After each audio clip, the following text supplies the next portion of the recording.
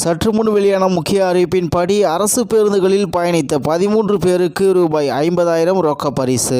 செய்தியை முழுமையாக கேட்கறதுக்கு முன்னாடி நம்ம சேனலை சப்ஸ்கிரைப் பண்ணலாம். சப்ஸ்கிரைப் பண்ணிக்கோங்க. மறக்காம பெல் பட்டனை கிளிக் பண்ணிக்கோங்க. அப்பதான் நம்மளுடைய அப்டேட்டட் நியூஸ் உங்களுக்கு உடனுக்குடன் வந்து சேரும். அரசு பேருந்துகளில் முன்பதிவு செய்து பயணித்த 13 பயணிகளுக்கு ரூபாய் 50,000 ரொக்க பரிசு வழங்கப்படும் என அரசு விரைவு போக்குவரத்து கழகம் தெரிவித்துள்ளது.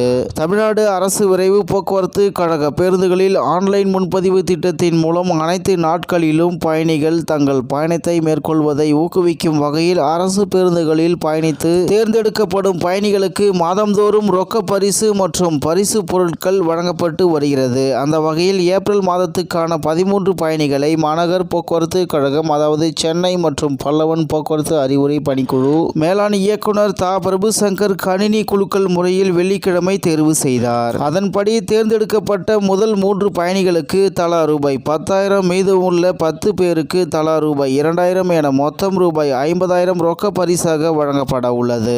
மேலும் தேர்ந்தெடுக்கப்பட்டவர்களுக்கான பரிசு தொகை விரைவில் வழங்கப்படும் என அரசு விரைவு போக்குவரத்து கழக அதிகாரிகள் தெரிவித்தனர். இந்நிலையில் தமிழ்நாடு அரசு விரைவு போக்குவரத்து கழக பேருந்துகளில் ஆன்லைன் முன்பதிவு திட்டத்தின் மூலம் அனைத்து நாட்களிலும் பயணிகள் தங்கள் பயணத்தை மேற்கொள்வதை ஊக்குவிக்கும் வகையில் அரசு பேருந்துகளில் பயணித்து தேர்ந்தெடுக்கப்படும் பயணிகளுக்கு மாதந்தோறும் ரொக்க பரிசு மற்றும் பரிசு பொருட்கள் வழங்கப்பட்டு வருகிறது. அந்த வகையில் ஏப்ரல் மாதத்துக்கான 13 பயணிகளை மாநகர் போக்குவரத்து கழகம், அதாவது சென்னை மற்றும் பல்லவன் போக்குவரத்து அறிவுரை பணிக்குழு மேலாண் இயக்குனர் தா. பிரபுசங்கர் கணினி குலுக்கல் முறையில் வெள்ளிக்கிழமை தேர்வு செய்தார். அதன்படி தேர்ந்தெடுக்கப்பட்ட முதல் 3 பயணிகளுக்கு தலா ரூபாய் 10,000, மீதமுள்ள 10 பேருக்கு தலா ரூபாய் 2,000 என மொத்தம் ரூபாய் 50,000 ரொக்க பரிசாக வழங்கப்பட உள்ளது. தேர்ந்தெடுக்கப்பட்டவர்களுக்கான பரிசு தொகை விரைவில் வழங்கப்படும் என அரசு விரைவு போக்குவரத்து கழக அதிகாரிகள் தெரிவித்தனர் என்று தகவல் வெளியாகி உள்ளது என்பது குறிப்பிடத்தக்கது. இத்துடன் இன்றைய முக்கிய செய்தி நிறைவு பெறுகிறது. மேலும் இது போன்ற செய்திகளை உடனுக்குடன் தெரிந்து கொள்ள ஆர்கே நியூஸ் தமிழ்நாடு சேனல் உடன் இணைந்திருங்கள். நன்றி, வணக்கம்.